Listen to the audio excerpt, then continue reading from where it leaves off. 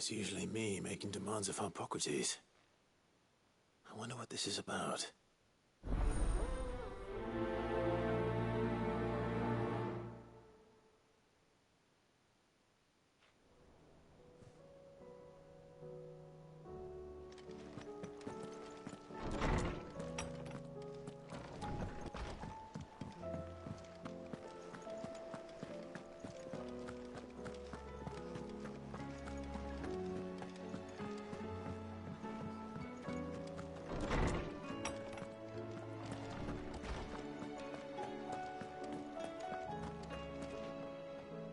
Lawsman Hippocrates.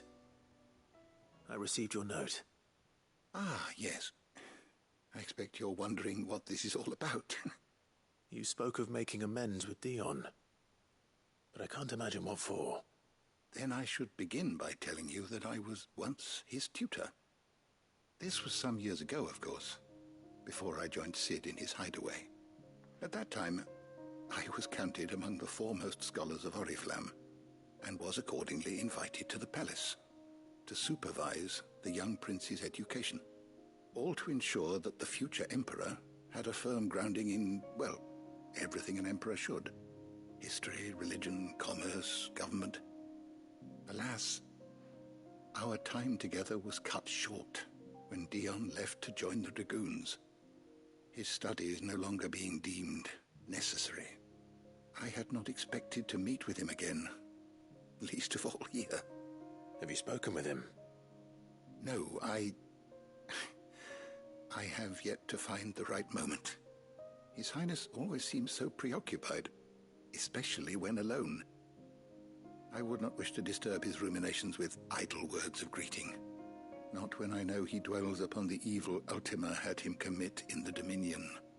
The guilt weighs heavily on him, I know. But as you say, that was Ultima's doing. Surely you can't blame yourself.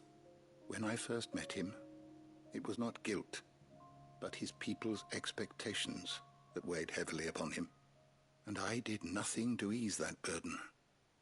He bore it alone, until the day he could not bear it any longer.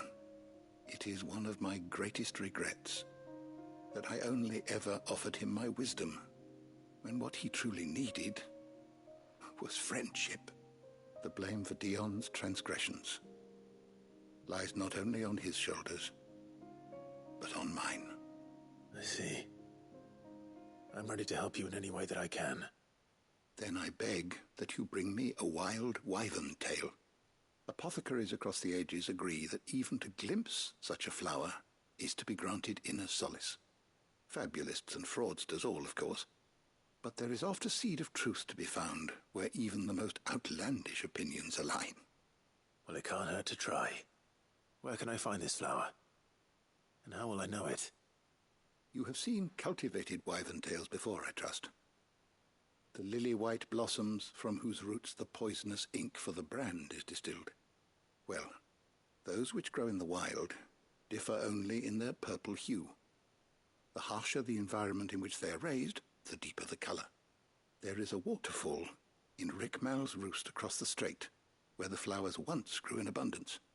Whether they still survive there, I know not.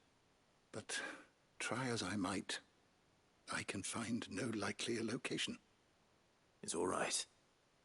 I'll find you a wyvern tail one way or another. Thank you, Clive. And please, be safe.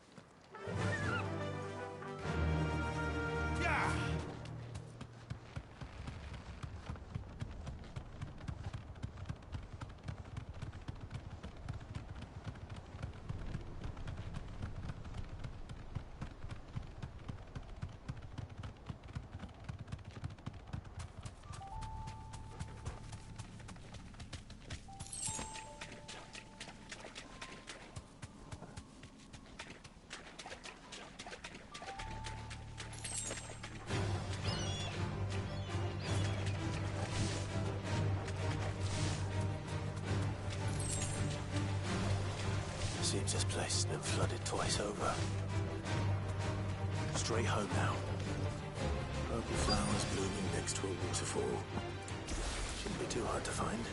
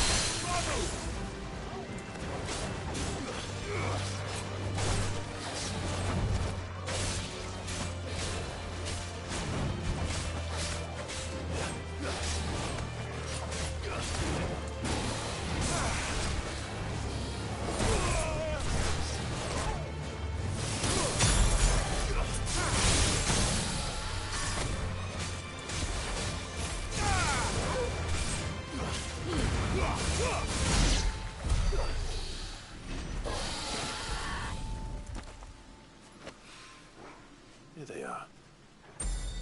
Might as well pick enough for a bunch.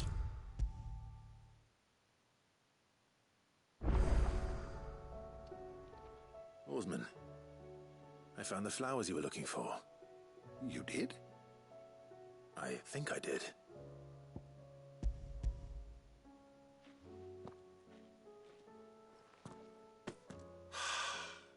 You did indeed.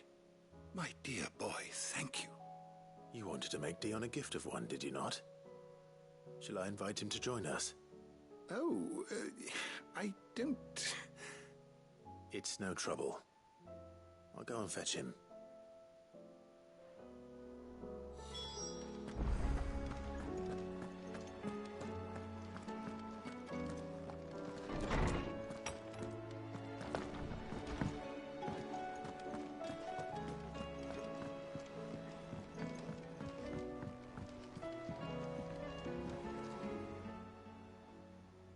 Your Highness, would you do me the honor of accompanying me?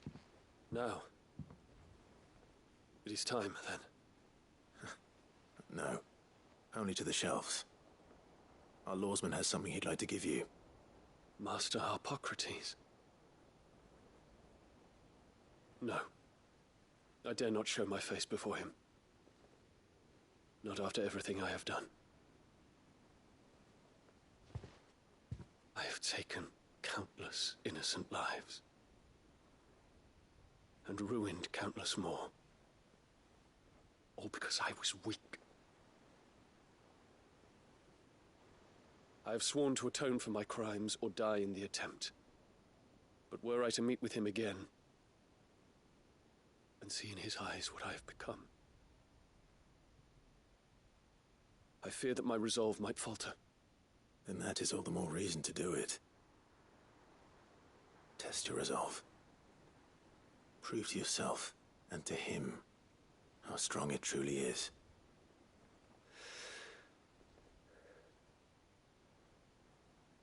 You are right. I must, at the very least, offer him my gratitude. Very well, then. Take me to him. Follow me.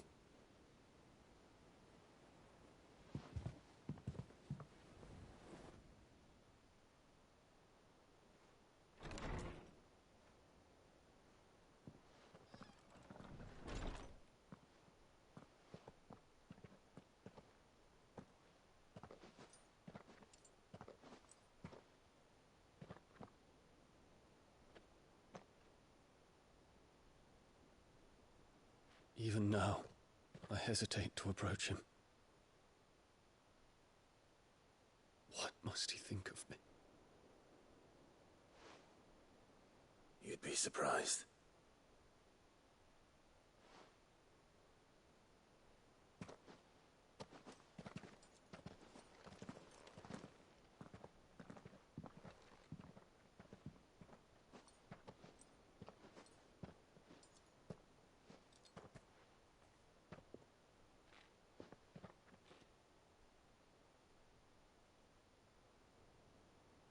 Master Harpocrates, pray, accept my apologies for leaving your tutelage before my studies were complete.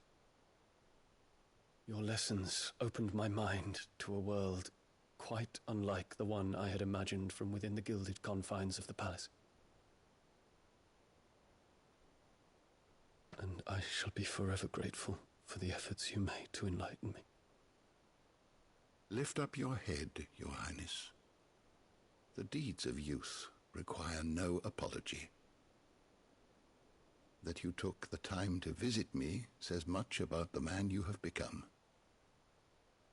Now, there is something I would like to show you.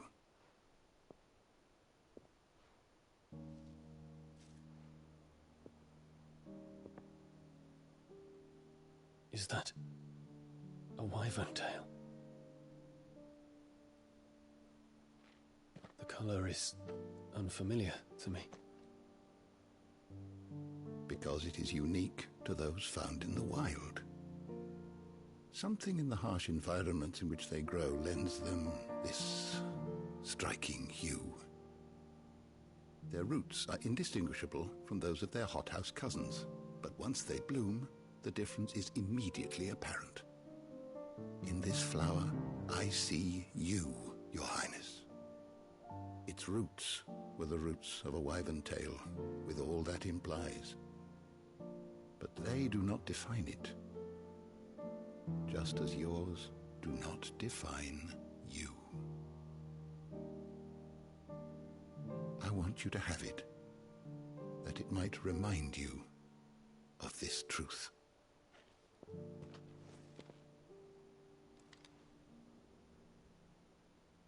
Master Harpocrates, I would ask of you a service. Keep your gift until I have fulfilled my duty to the realm, for only then shall I be deserving of it.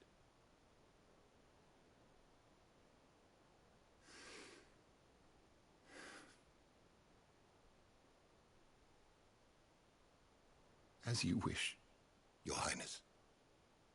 I shall await your return.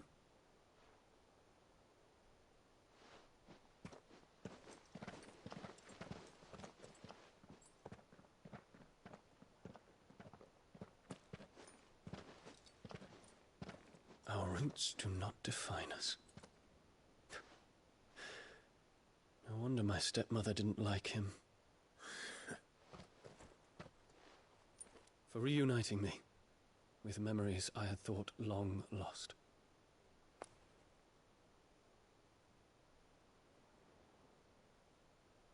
I shall not forget this.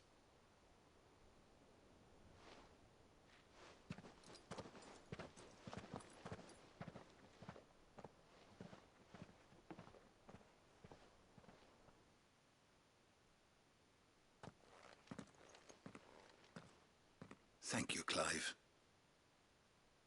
Were it not for you, I fear I might never have found the right moment to speak with him. Not to mention the wyvern tales. I shall plant their seeds, that I might not disappoint His Highness upon his return. I hope the soil in the hideaway is to their liking. Why, these flowers bloomed in the bleak, black wastes of Waloed. I'm sure Nigel's yard will suit them to a T.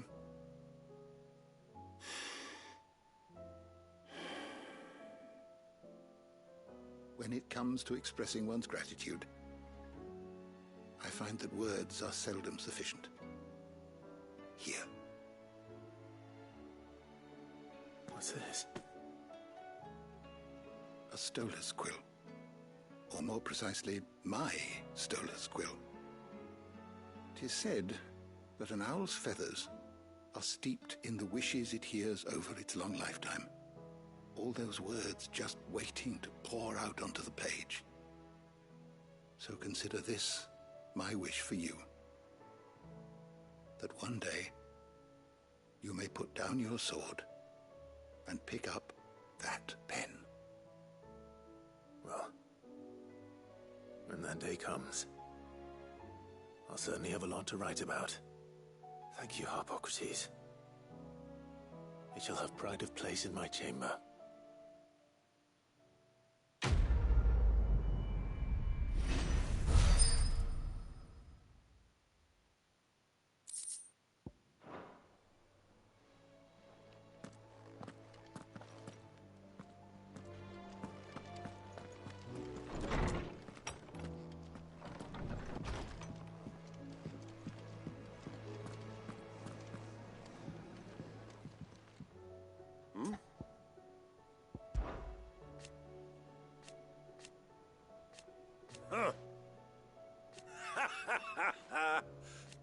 Thank you, Uncle. As for down here...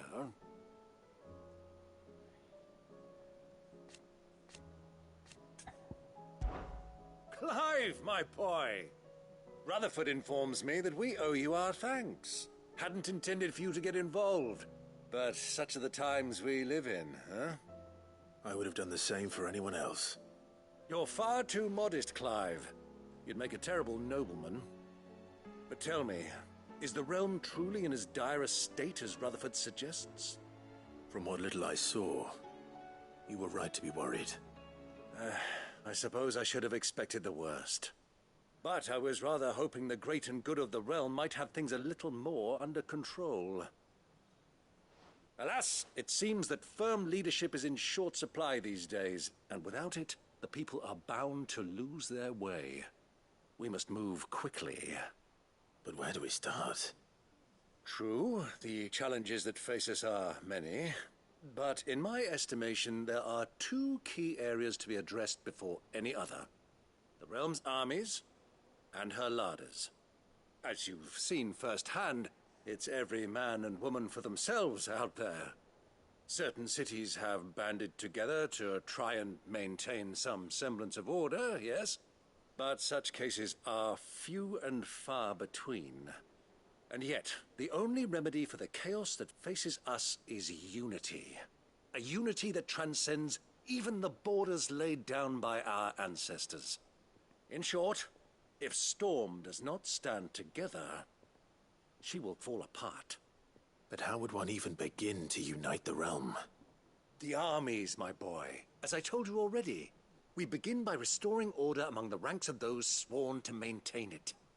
Sadly, I doubt I could convince even the lowliest gaggle of privates to dig a latrine together. But I do know someone the High Commanders have been known to listen to on occasion.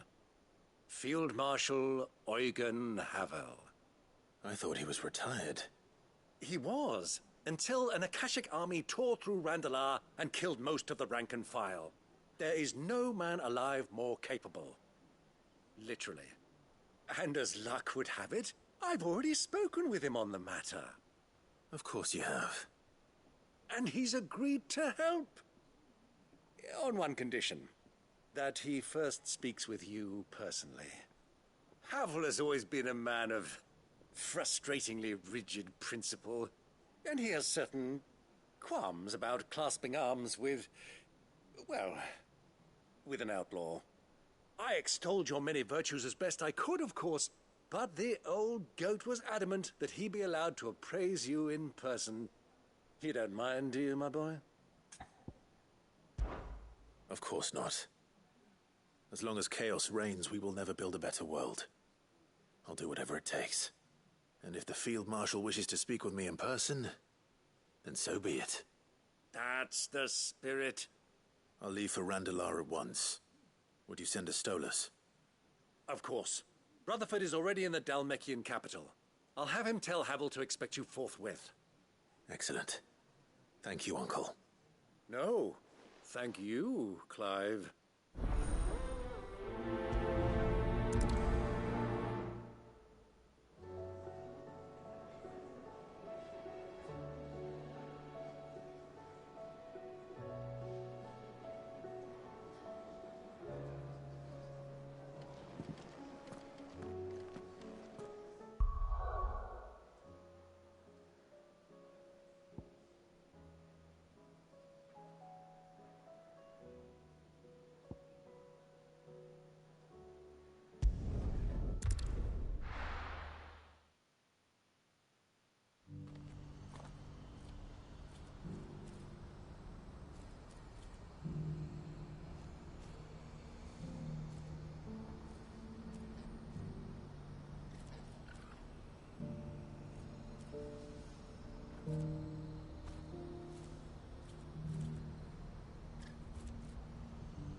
you see that too?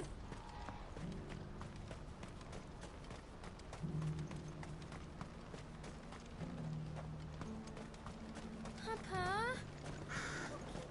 What is it? Please, just make it stop. I'm scared. It's all right.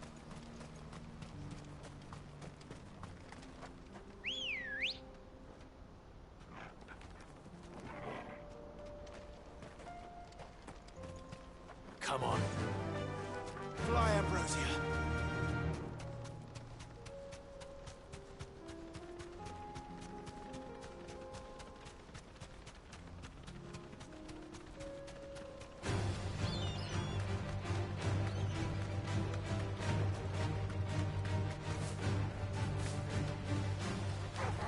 All right.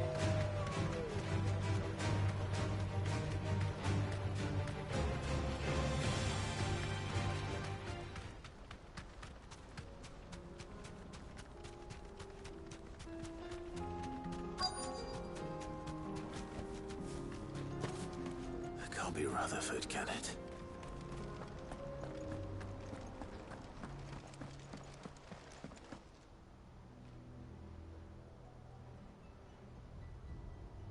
Turncoats and cowards, the lot of you! If it's a fight you want, it's a fight you shall have! Allow me. I don't need your... Please, Field Marshal, oblige him. This won't take long.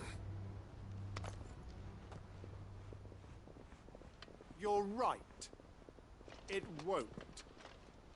Men, finish him.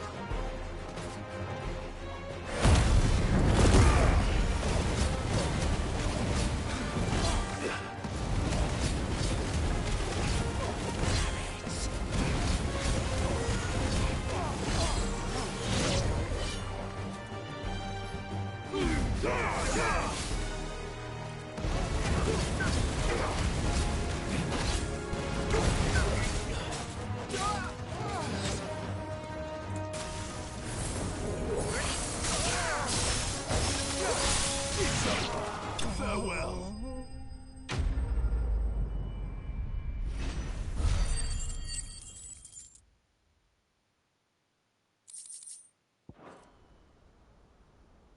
A little longer than I'd have liked.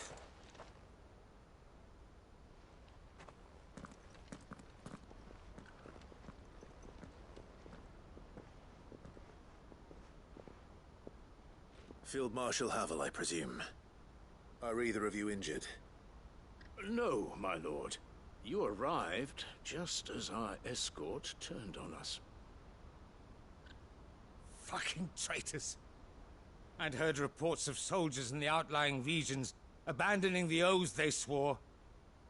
But I hadn't thought the corruption had reached so close to the heart of the Republic. It's a fucking disgrace. Your interfering old bastard of an uncle tried to warn me, of course. My lord Marquis. Or is Sid the Outlaw more to your liking? Call me what you want. It doesn't change who I am, or the urgency of the message I bring. My uncle has a plan to right the realm, and he needs your help to see it through. Before I agree to anything, I'd have you answer one question. What do you stand to gain from all this? I won't deny that I might benefit from further chaos. But I seek a new beginning for all of us. And while the choices I've made may not always have been the right ones, I know I made them for the right reasons. For so long, So many of us have been told how we could live, how we could die, when it should have been our decision all along. Now we have a chance to put things right. But in order to take it, we must stand together. Even if it be beside those with whom we don't see eye to eye.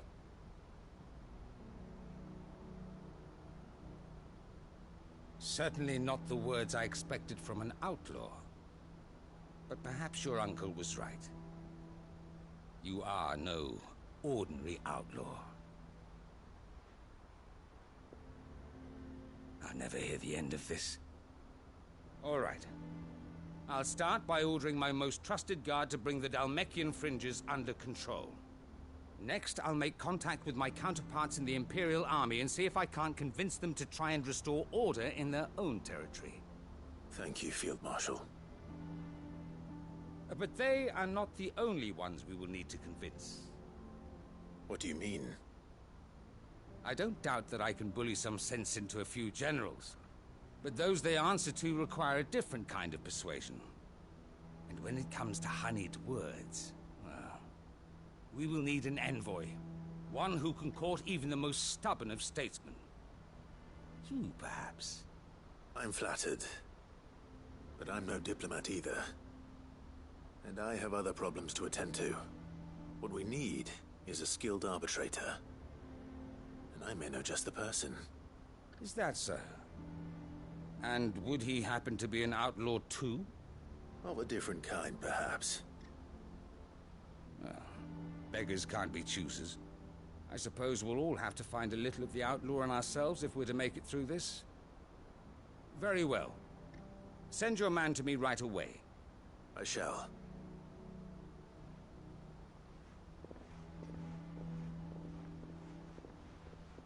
My Lord Marquis. Your Lord Uncle bade me escort the Field Marshal to his manor in Port Isolde. And I will see that my associate joins you there. Very good, my lord.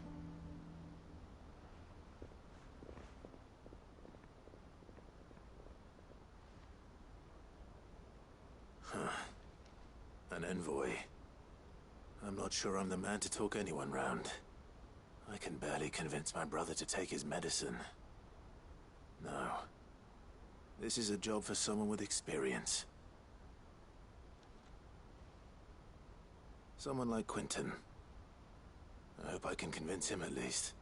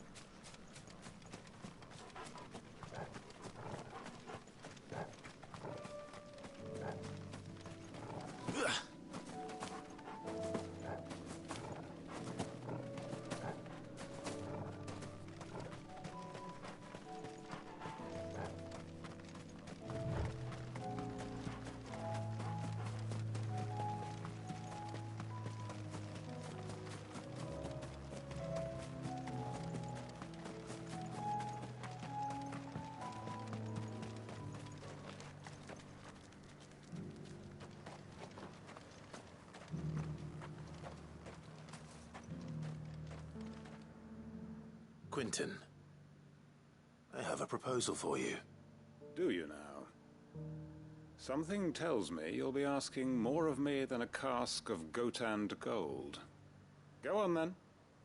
Propose.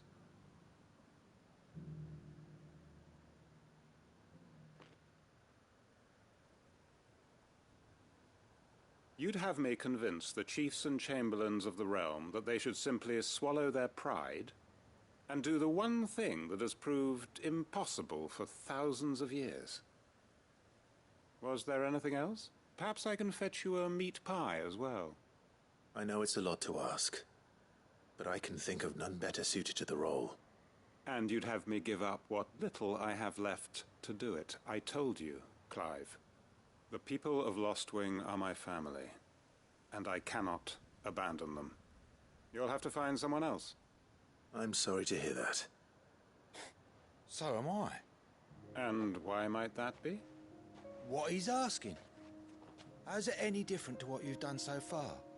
They want you to speak for those who can't speak for themselves. That's what you do best. If it's the vineyard you're worried about, we'll see that the grapes are picked and the tons filled. You know we will. It's not that. Then what is it? You said yourself we're family. Don't you trust us? You know that's not what I'm... Then what are you saying? That only we are worth saving? Why turn your back on everyone else? You convinced us we could build new lives for ourselves, and if you can do that, who's to say you couldn't convince the entire realm? A stirring argument. I fear that any rejoinder I make might fall somewhat flat by comparison. So you'll join us? Where do you need me? Field Marshal Havel will want to speak with you in person. He's currently in Port Isolde. I can arrange for a party of Cursebreakers to accompany you there. That would be very much appreciated. I hear the roads are far from safe these days. Hopefully not for long. My uncle will want to know that his plan is taking shape.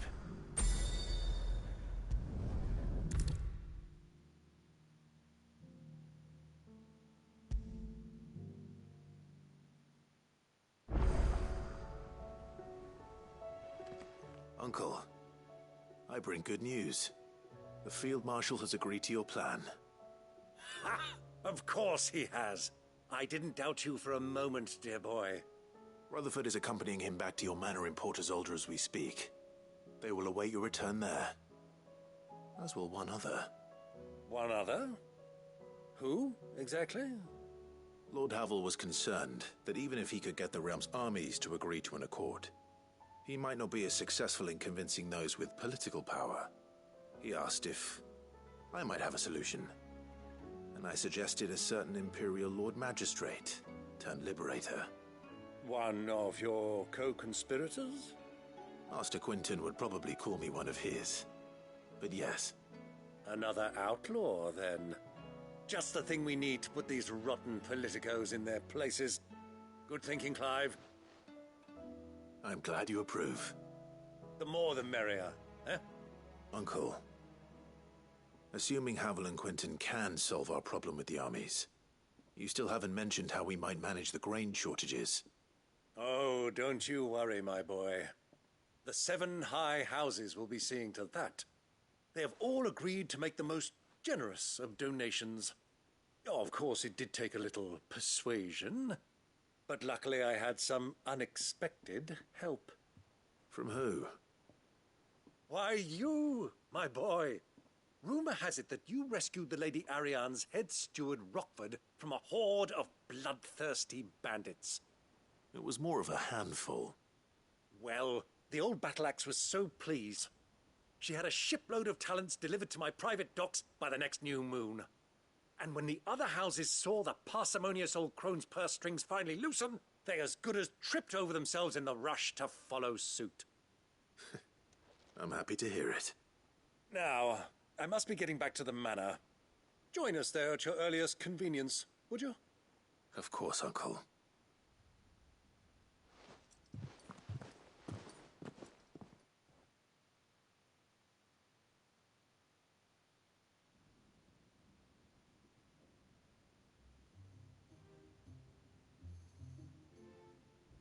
And how, pray tell, will we get that grain to the capital if the roads are still overrun with Akashic? You'll find another bloody road. I only have so many men, and I'm not about to send them headlong into an ether flood. That is, unless you'd have them turn as well. Well, I'd certainly eat less. Says the man with a belly bigger than a band of curls. My soldiers actually need their rations. Without any food to keep them going, they'll be dead even before you've sent them on your fool's errand. If I may, gentlemen, perhaps I might suggest an alternative approach. Though supply routes are indeed disrupted, there is no shortage of ships. Indeed, they bob away in every bay from here to Randalar, awaiting a safe haven. Allow them to make port and fill their bellies full of grain. And once those who crowd the cities are fed, ferry the displaced back to the countryside to work the fallow fields. But I'm sure that you wish to continue your discussion. Forgive the interruption. Two such firm friends as yourselves need no help from the likes of me. Rutherford spoke fondly of the great bond between you. Us? Friends? I can't stand the man! Clive, I'm beginning to question the quality of the company you keep. And what kind of company were you expecting him to keep? The man's a criminal! Criminal? How dare you? You are not fit to breathe the same air as this fine, upstanding young gentleman. Upstanding? He calls himself Sid the Bloody Outlaw! Once more onto the breach.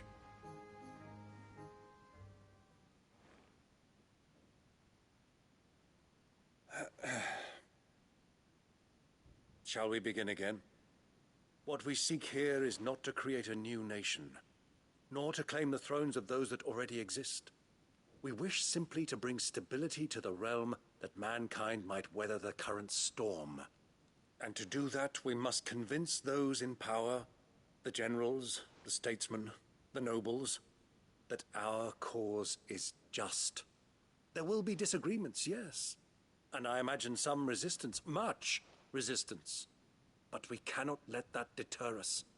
If we show them the path, show them that we walk it ourselves, then I am confident they will follow.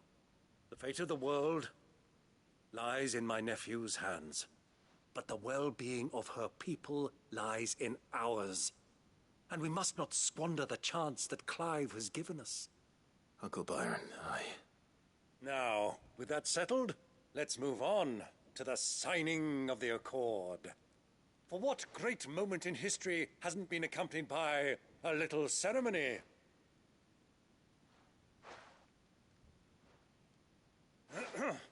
Citizens of Valisthea, I present to you the Triunity. Rutherford, Mike Will.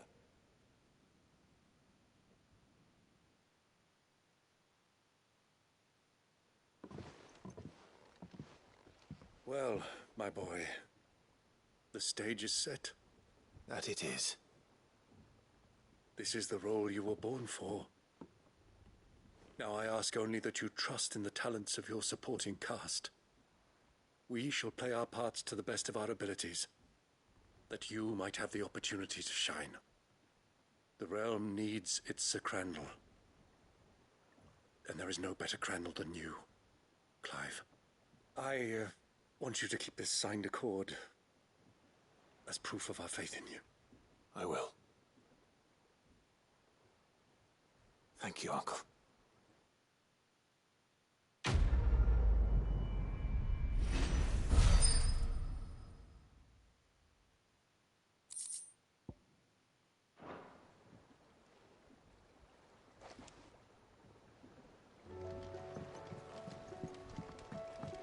What do you think that thing is?